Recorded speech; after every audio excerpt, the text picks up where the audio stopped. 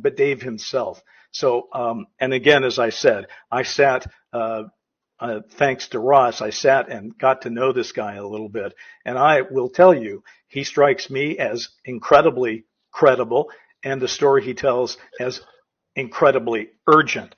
So, and for example, you have stated several times non-human intelligence, which is, of course, NHI is sort of the new way to talk about it. And I buy into that. I mean, we don't, as he states, he doesn't want to talk about origin because they're not entirely sure about that.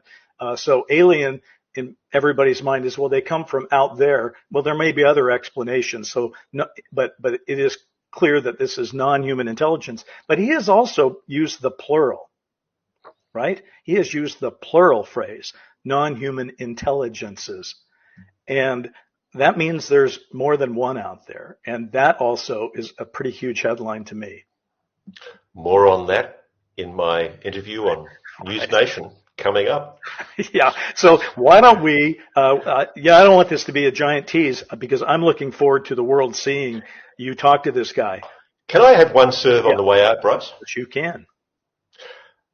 I don't mean to be unkind, but I think people, particularly those in the mainstream media who are looking for an angle, they need to go back and look at the testimony of Dr. Sean Kirkpatrick to the Congress. He told Senator Gillibrand in evidence, not that long ago, only a few weeks ago, that there was no credible evidence to support contentions that there's evidence of extraterrestrial life visiting this planet. Now, Mr. Grush is quite clear that he's not saying it's necessarily extraterrestrial. He has various theories about that. You'll hear more about that on the News Nation story. But what he is clear about is that he does not think that Dr. Sean Kirkpatrick gave a truthful and accurate record to Congress. And indeed, he believes that Dr. Sean Kirkpatrick knows most of what he's revealing in his interview with both Ralph and Leslie, and particularly in his interview with me. And I think the American public, the world, needs to ask, why did the US Defense Department put a bureaucrat, a scientist, in a position who appears willing to either unwittingly or knowingly mislead the Congress?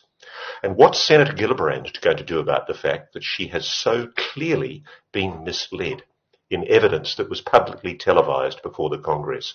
Was Senator Gillibrand a conspirator in the conspiracy to mislead the American public? I'm not saying she was, but I think people should be asking that question. I think she needs to clarify whether she knows about what Mr. Grush has told the Congress and whether or not she's going to do anything about it. Because now you have elected officials and very senior publicly appointed bureaucrats being told things in open public hearing that I know for a fact are complete lies.